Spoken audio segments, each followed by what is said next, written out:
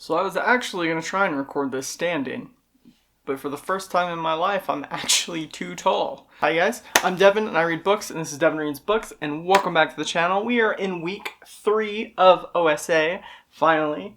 Last week, we did Fear Street. The week before, we did Fantasy. For week 3, we are doing the third big thing in little Devin's childhood, and that is Dinosaurs. I was a dinosaur kid. How could you not be? I was born in dead center of the 90s, so I had all the Jurassic Parks, and we're going to get to that because I'm finally going to read the book. But that's going to be at the end of the week. We are going to start the week off with a manga, because I need to read a manga or a comic, and that is Dinosaur Sanctuary. This is kind of a slice of life manga that is basically Jurassic Park if Jurassic Park didn't fail. If it succeeded. It follows Suma Suzume, who is the daughter of a famed scientist, as she's working at this dinosaur zoo, basically. And she's going to she's working with different clades of dinosaurs, ceratopsians, carnivores, all that stuff. And it's just slice of life. It's really fun. It is written by Taro Kinoshita, but they have a research consultant. I cannot talk to. I haven't had nearly enough caffeine for the amount of Dayquil in my system. But he has a research consultant who is a paleontologist named Shinichi Fujiwara. And it's really cool. In between every single chapter, you'll get little memos and explanations from the paleontologist. I found this by accident, and I fell in love immediately. And this is the newest one, and I need to read it. I'm also going to be reading a nonfiction that came out somewhat recently, I do believe. And I haven't got to it yet. The Lost World of the Dinosaurs, Uncovering the Secrets of the Prehistoric Age by Armin Schmidt. I cannot talk today. I saw this at Barnes & Noble. I always check the section where they have paleontology. And I saw that the blurbs were by two paleontologists that I do regularly read, Riley Black and Steve Rousat. So this is nonfiction. Probably won't talk about it too in depth because I don't know if you guys are interested in nonfiction, but we are going to be reading it this week for Dinosaur Week, ending on at least Jurassic Park. I do have The Lost World. I don't know if I can get to it. Guys, I have been complaining about not feeling well. I actually did have a fever. I didn't record anything Monday. We're technically already a day late on week 3 because of that. So I'm going to take it a little bit lighter, and I'm only committing myself to 3 books. But we're going to watch every Jurassic Park and Jurassic World movie. So we're going to watch one tonight and one every single night until the end of the week. I also have a ton of editing that I have to do, and I will probably be playing Lego Jurassic World, because I think that's the only... No! Oh, it's not. I forgot. Dino Crisis is on PS5 now. We are probably going to be playing some Dino Crisis this week, which was a Capcom game that it came out after Resident Evil to kind of capitalize on that hype. It's super fun. It's super solid. We're going to play that. I'm going to play that today. Actually, I'm going to go play that shortly, probably, and I will update you guys in a little bit.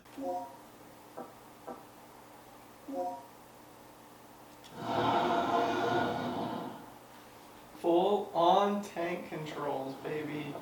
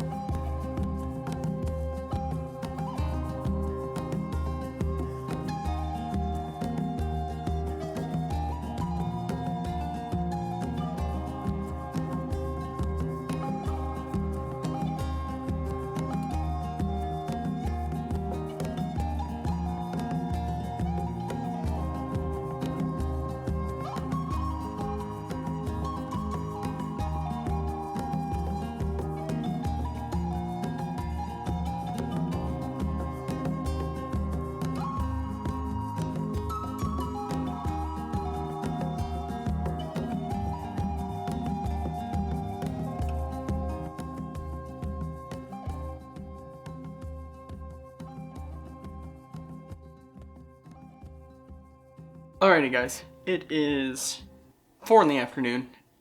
I did some choring. You guys saw me eat breakfast. I started the nonfiction, Lost World of the Dinosaurs. You guys saw me that, and most of my nonfiction, but particularly my animal nonfiction, I actually journal everything that I'm learning on there, just to make it a little more fun. But I also finished Volume 6 of Dinosaur Sanctuary. And I want to talk about this series a little bit because I really enjoy it. I think it's very cozy. It's very fun. So it focuses on her, Suma, and her father was a pinnacle figure in bringing back dinosaurs and creating these dinosaur parks, who unfortunately passes away in an incident. And Suma doesn't let that kind of deter her, and when she graduates, she begins working at Dinoland, which is a borderline defunct park. And it kind of focuses on her and all the other caretakers and the relationships. And it's really interesting. It's really charming. There's 6 volumes. It is from 7 Seas, so they are a little larger and a little more expensive than your standard volumes of manga. I really love this series, and I'm so glad that it got brought over in English. I may actually reread the first 5 this week. But I do think, because I'm probably going to take a full week to do the nonfiction, so I do think tonight I'm going to start reading Jurassic Park. I'm definitely going to watch Lost World while I play some stuff, but I think I'm going to read this. I've never actually read the books, and I know that they're very different. I mean, I know they're basically horror. At least the first one is. I'm pretty sure Lost World is too. Much more horrific than the movies. So I'm very excited for that. And so I think I'm going to go ahead and start on that. But I also want to show off my Nightworms package. Well, one of the books that came in the Nightworms package, because this might be my favorite sprayed edge that I own, actually, now. And I know nothing about this book. That's how I like doing Nightworms. I like going in completely blind, so I don't really look at the teasers or anything. But it is Blood on Her Tongue by Joanna van Veen. In the Netherlands, 1887, Lucy's twin sister Sarah is unwell. She refuses to eat, mumbles nonsensically, and is increasingly obsessed with a centuries-old corpse recently discovered on her husband's grand estate. The doctor diagnosed her with temporary insanity. To protect her twin from terrible fate in a lunatic asylum, Lucy must unravel the mystery surrounding her sister's condition, but it's clear her twin is hiding something. Then again, Lucy's harboring secrets of her own. Blah, blah, blah. Sarah becomes angry and hungry. It seems like there's a vampire element. But look at these edges. That is just so gorgeous. It's got little bubbles. I also just realized this is Poison Pen. Poison Pen Press. And they do a lot of the Darcy Coates books, which I have a million of. So yeah, I had to show this off. I really like this sprayed edge. I love Nightworms. If you don't have Nightworms, I highly recommend taking the day, putting in for a leave request for the day that the pre-orders go up to try and get in there and get this subscription. It's so good. I've gotten so many good horror books, so many cool stickers, book plates, tea, coffee. It's spectacular. And it's really affordable too. It's only about $50 a month. So that's my rambling for this little session. I haven't done a whole lot.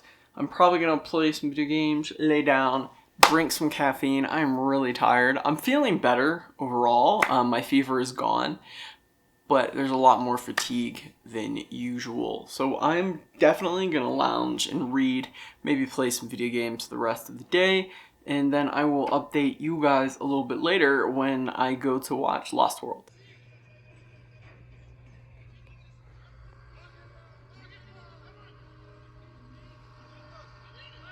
Alrighty guys, so I'm not getting my lighting set up yet. I am about halfway through Lost World, which is still one of my favorite Jurassic Park movies. I think it's completely underrated. I also spent some time playing Pokemon Brilliant Diamond, just fossil hunting. Yeah, if you don't know, in that game you can actually, there's this underground, Grand Underground, it's in the original ones too on DS. And you can dig for fossils. They are very rare, but there's like 6, I think, in Brilliant Diamond that you can get. And I've just been doing that for like an hour and a half. So I think I'm going to record some skits really quick, at least one. I don't know if I can get either of these kitties to cooperate yet, because they're asleep. And I need them to be hungry, not for any abuse reasons, just because they do certain things when they're telling me they want food. Not mean to my cats, but I need them to be yowling at me. And my orange boy does that anytime he hears something that resembles food. So I'm going to record one skit, and then I have to do some dubbing. And then I really should go through all my footage and label it, just so it's a little bit easier. I didn't realize how many clips I had for last week. I hope I can get this out by Thursday morning. It might be a Friday morning video. But I'm going to get started on all that. I'm like over full from dinner. And then I'm going to finish Lost World and probably read some Jurassic Park after I get these skits recorded the way I like. And then I will update you guys in a bit. So I just recorded a whole bunch of clips. Even though this booger was not as cooperative as I was hoping he would be. I couldn't even get him to scream at me for food like he usually does. He must be a really sleepy boy. And so am I. It is midnight here in Colorado. I'm just about to the scene in The Lost World where Malcolm's daughter gymnastic kicks the velociraptor off the roof. I'm going to finish watching this movie, and then I'm going to read a little bit of Jurassic Park, and I'm going to go to bed. Tomorrow we have the gym. I have to edit like all day. I will be editing literally like all day. I'm fried. I'm going to get this done, and it's going to be a beautiful Fear Street vlog. I don't have a big update. I've been watching Jurassic World, or the Jurassic Park movies. I haven't got to Jurassic World yet. But I haven't been reading. Today in particular was just work and editing, and I'm going to be editing for the next couple hours. It's already 9. I have another cup of coffee here. Thankfully, my job is relatively flexible. I have meetings I have to be at 8 or 9, but I could roll in the office at like 11 and leave at like 3. I just have to be in office. None of my engineers or anything particularly care. If we're working out of office, it's just a corporate mandate. So I can just work from home, mostly. The big thing is I just feel like crap still. I'm recovered fever-wise, but I'm still very tired. I am excited for this Fear Street vlog. I have to do the audio balancing, and I gotta find the background music for some of the B-roll, and then it's done. I gotta work on the thumbnail and just read. I'm going to read Jurassic Park tonight. I've decided if today is Wednesday, tomorrow is Thursday, I might be able to finish both. I probably won't, since this is a nonfiction. I'm gonna be going much slower through it, making my notes, working in my journal. And I've decided that if I'm only gonna finish one, I want it to be Jurassic Park. And so I'm going to start reading this tonight for sure. Hopefully tomorrow I'm able to lock in after work. It's only 400 pages, 450. I should be able to read it in a day or so, but we'll see. I haven't really, I think I'm just in a slump, you know. I've read 7 or 8 books in OSA. I've vlogged most of it, and I'm just kind of in a little bit of a reading slump. So I want to get to Jurassic Park today for sure. I'm going to shoot some B-roll of me wrapping up this editing. I've got some booktube on. We're going to watch Jurassic Park 3 tonight too. We're every night. We're going to watch one every night. Tomorrow I need to upload all my points for OldSchoolApril. I have so many. Guys, so many that I still need to log, and Scoobies are not in first place. And Scoobies cannot lose. I was challenged to recreate a wrestling photo if we lose, and I don't have that singlet anymore, so we just can't. We have to win, so I need to lock in, get to work on some of this stuff. I'm going to start Jurassic Park and then we're gonna chat a little bit more later.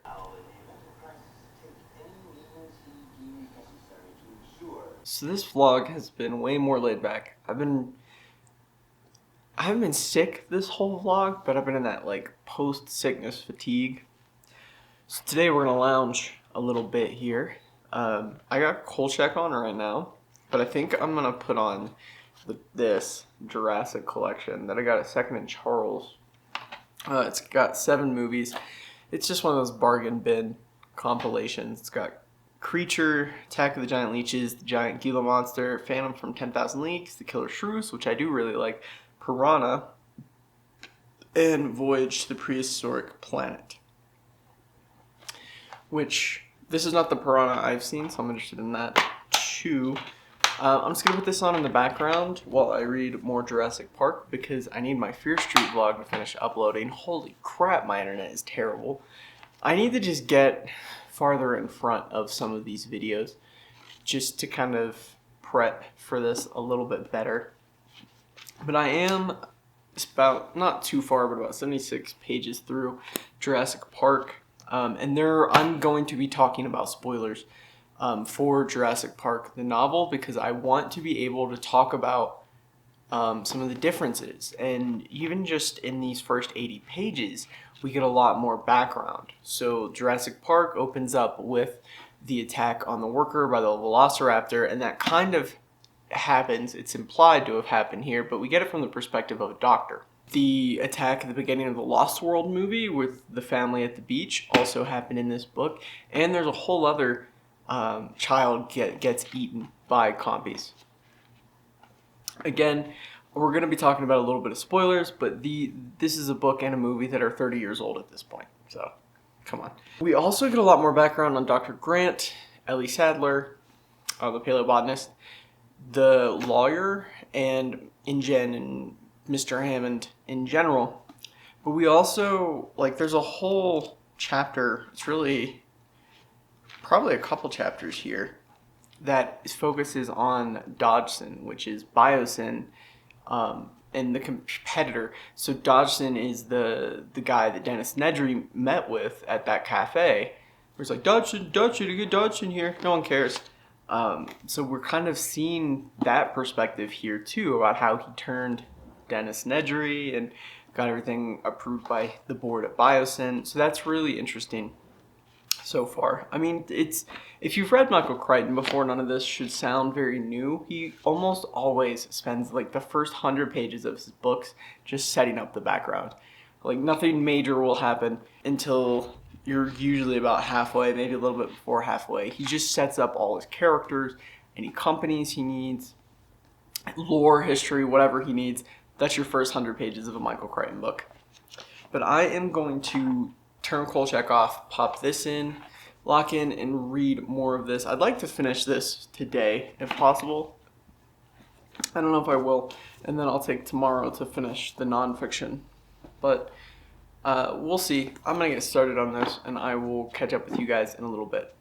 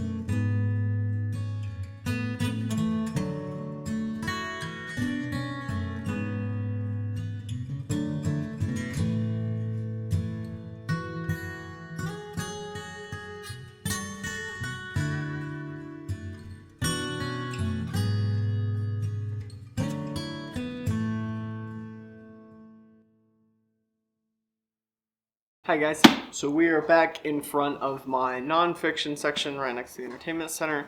Just for a quick update, I am a little bit short of halfway through Jurassic Park. I'm gonna sit down and definitely read a bit more tonight before I go to bed. But so far it is very similar to the book while also being quite different. So again, we're gonna talk a little bit of spoilers. But minor spoilers. So in the book, it really implies that animals have been escaping their cages. Not just the cages, but the island themselves. It's very heavily implied. It's actually a big point of consternation that Ian Malcolm keeps calling this out. That's another thing that's different is character depictions. Ian Malcolm is not Jeff Goldblum in the book, and that is just wrong. I'm basically picturing all the actors. Sam Neill as Grant, Laura Dern as Ellie. But one big difference is that the kids are actually gender swapped in the movie. In the book, Lex is the younger sister and she is the athletic, sportsy girl. And Tim is the dinosaur nut, the nerd. Other than that, it's been almost shot for shot. Some things have been a little bit differently. We're getting bigger input from Arnold, who was Samuel L. Jackson, and then Nedry from just the control room in general. We also got a little bit more time spent with Dr. Wu explaining everything that's kind of happening. Overall, it's really similar. And that's about what I expected. I don't think it changes drastically until people start dying. And then we start seeing some big differences. Right now, I am... the chapter is just called Stegosaur. They already saw the T-Rex. The T-Rex ate. No big deal. I am going to eat some dinner. I am going to curl up in bed and read for a little while. We're going to finish it tomorrow. I'm still not feeling 100%. I ended up napping a lot. Watched some Kolchak. We're going to finish this out tomorrow, the last day of Dinosaur Week for sure. I needed a slower week though. It's fine. I have some video games to play while I eat, and I will update you guys after that.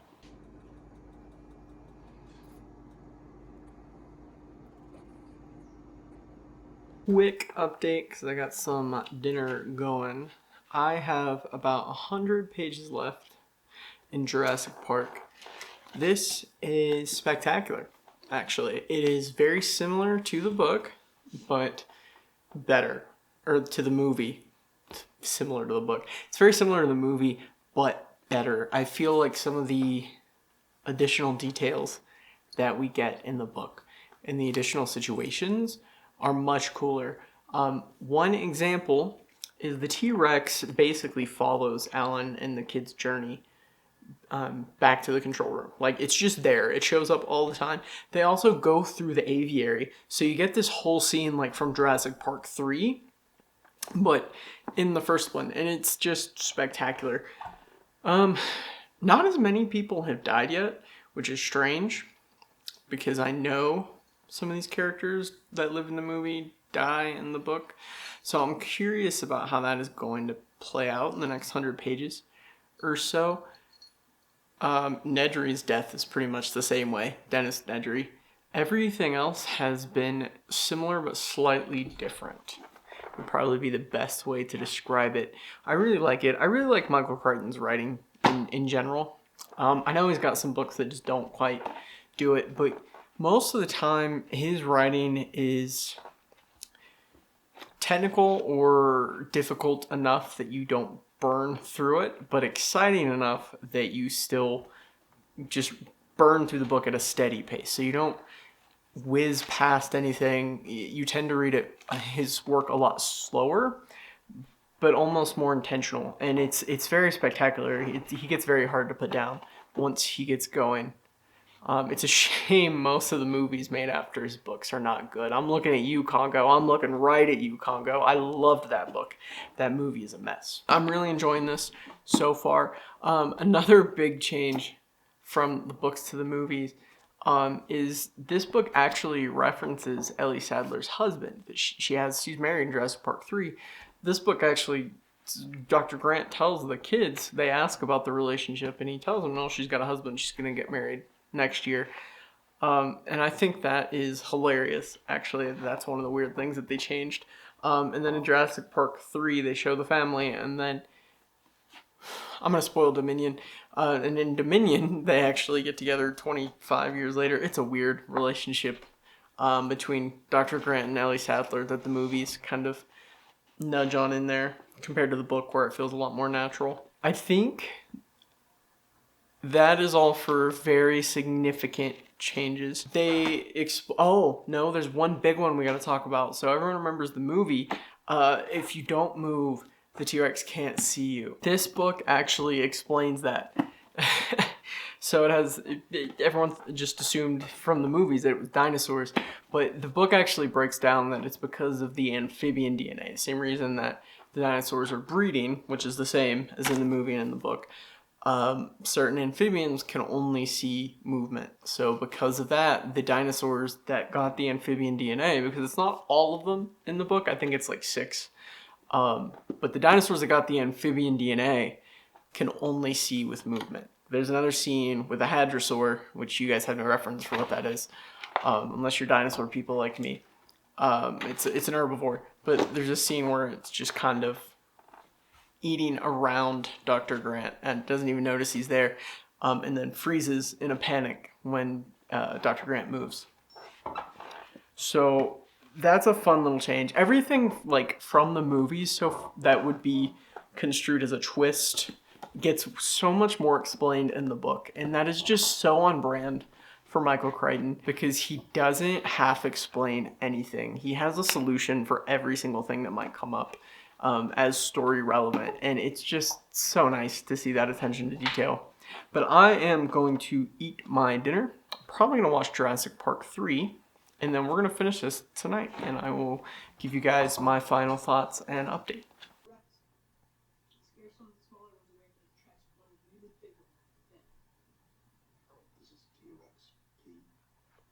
Alrighty guys, I have finished Jurassic Park. I must say, I do not like how the book ends.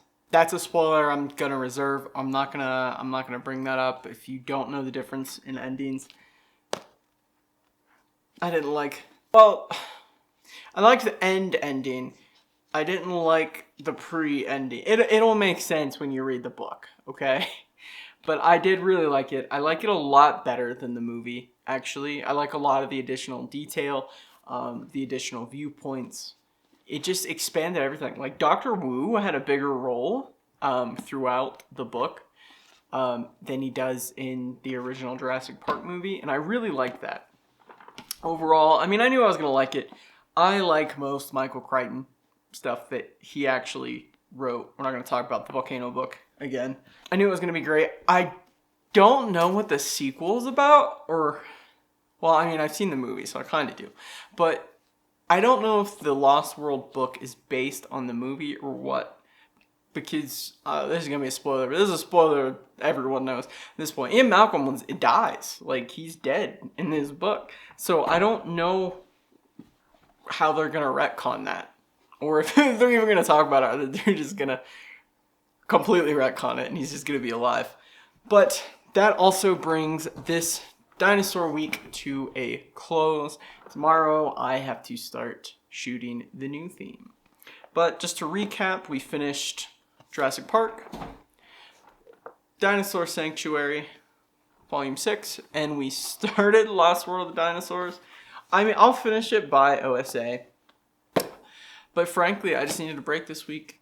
Not feeling well and all that stuff. And then next week is going to kind of be a wrap-up week. It has a theme. I've already got plans, and I got to shoot some B-roll to fill out this vlog, actually. But I'm going to use the final 10 days of OSA to kind of wrap stuff up that I need to finish this Swan Song, Blood Over Brighthaven, in addition to my usual theme. Anyway, guys, sorry this vlog's a little shorter. I hope you guys still enjoy it, and I will catch you in the next one.